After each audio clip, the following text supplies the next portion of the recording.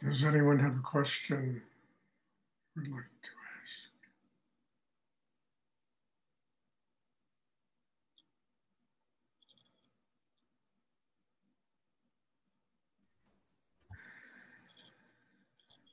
I have a small question, Stuart. Yes.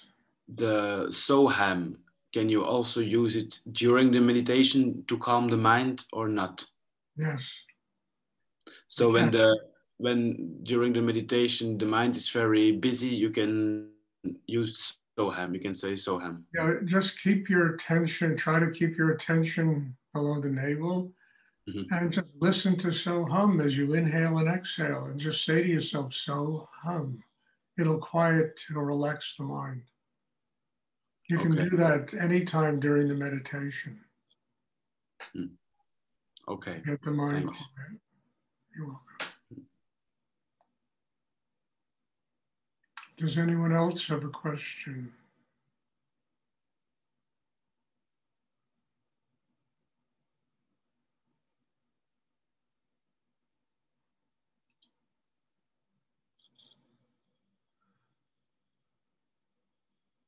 Stuart, yesterday you were talking about how when your mother was passing away, you saw your father come to the end of the bed.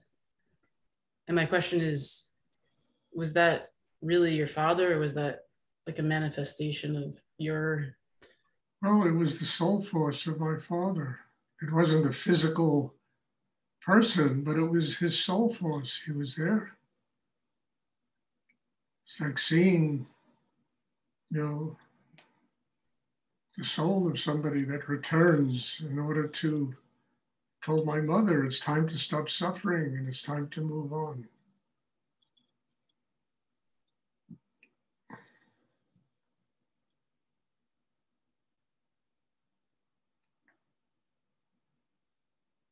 I mean, it was a very profoundly moving experience for me. I was completely just, I hate to say it, but blown away by it. It was extraordinary. The whole room was just full of light. And there was my father, image of my father sitting there saying, it's time to stop suffering. It's time to move on. I said that to my mother, who was suffering a great deal.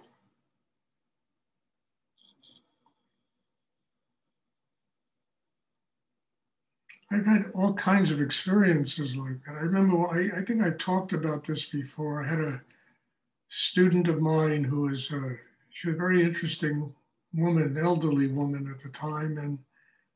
But she was the first one to have brought Tibetan art to the metropolitan area. And she was the curator of the Tibetan art at the Newark Museum in New Jersey. And she was a student of mine. And when I moved back to New York, she came to me and told me, I knew her because she had studied with Rudy. And she told me that, you know, she has a terminal cancer. And she asked me if I knew how to do healing work. And I said yes. And I started working with her. And, you know, the cancer went into remission. It was an extraordinary thing. And, you know, about 8 months, a year later, she came to me and she said, Stuart, I don't have the energy to do this anymore.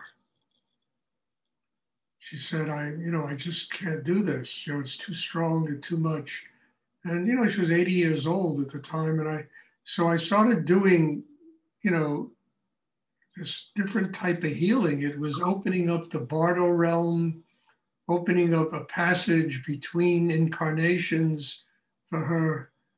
And my God, what I learned doing that, I mean, I had never done that before. And I was suddenly, this whole new level of teaching and learning was coming to me. You know, and I remember the day before she died, this woman, her name was Eleanor Olson. And the day before she died, you know, I was doing a meditation. I was the only one that was allowed in her bedroom. And I was doing a meditation in her bedroom, and she was lying in a fetal position. And she hadn't spoken to anyone in days. It was just, you know, the last. And I remember in the middle of the meditation, she sat up in the bed, she looked at me, and she said, "Thank you." And then she went right back into that fetal position. And I think the next day she passed on. It's the last thing she ever said. So, I've been through many experiences. These are two of the highlights, of what I've been through with people and dying and that type of thing. And Eleanor was quite an amazing woman. And she, deeply spiritual, very Buddhist in her beliefs, and quite, wonderful person. And, I had this experience with her. It was extraordinary. It really, again, was me, like a student, learning from her. And she was teaching me these things.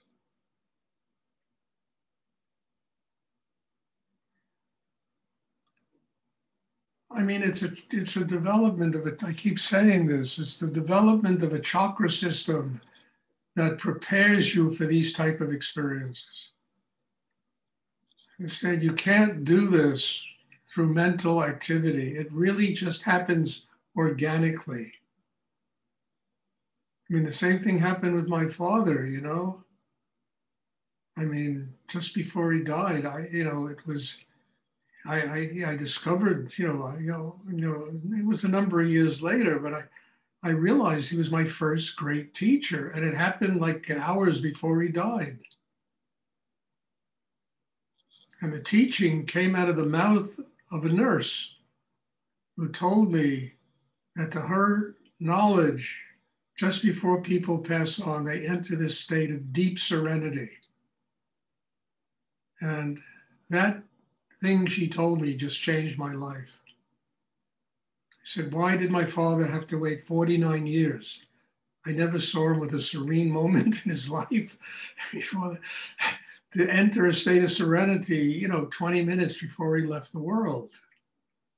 And it began the quest to find a spiritual teacher, because I knew, I was incapable of doing this myself. I needed to find somebody who could teach me how to do this. And it took 9 years. I started when I was 16, and finally, when I was 25 years old, I found Rudy. And of all the teachers I went to, and God knows how many there were, he was the first one who was capable of teaching me how to do these things, how to grow inside so these things become part of my life. This comprehension, this level of understanding becomes organically part of my life. And then it began to attract all these situations, all kinds. People I had a student once, I'll never forget, in Texas, she had 3 or 4 abortions, and she was a young woman. She was like 19 years old, and she came to me, well, she had 3, I think. And then she came to me and she said, "I'm pregnant again." And I said to her, "This soul really wants to be born through you. Why are you stopping it? Why are you stopping this soul from coming into the world? It's the 4th time that the soul is trying through you to come into the world." She had the baby. Somewhere on this planet, there's a person named Stuart who doesn't know about this. I mean this. They called him Stuart, who doesn't know about this little advice I gave his mother.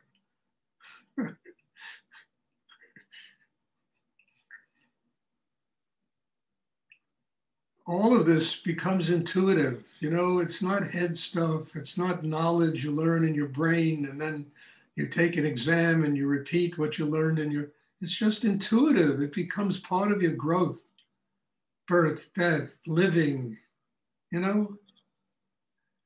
how to answer questions when people come with all kinds of situations. It's 2 o'clock.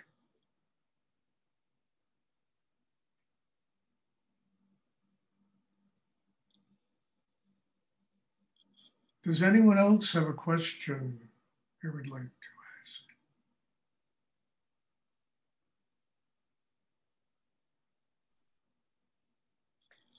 Stuart? Yes. I don't know if it's a question, but I have one way to meditate, to open my heart. I read that, and when I meditated and I thought of you, and my question is, actually, can you feel that? Because I felt very much light and love, and it was beautiful. You know, Flora, don't think about me. Just feel me in your heart. Just open your heart. Don't think about me, because that'll diminish me. It'll diminish you. Open your heart and just say, "Oh, Stuart, look how much I have learned in the last 6 months. I am so grateful."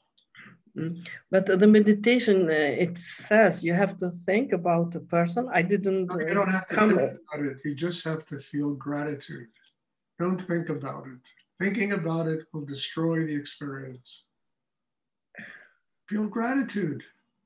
I felt very nice. It's very good. That's nice. Does anyone else have a question they would like to ask?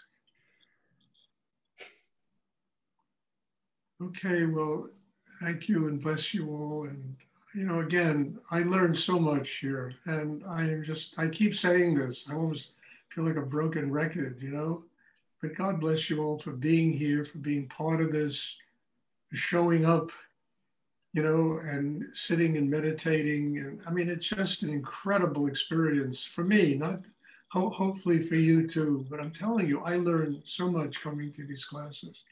And it's just a miracle.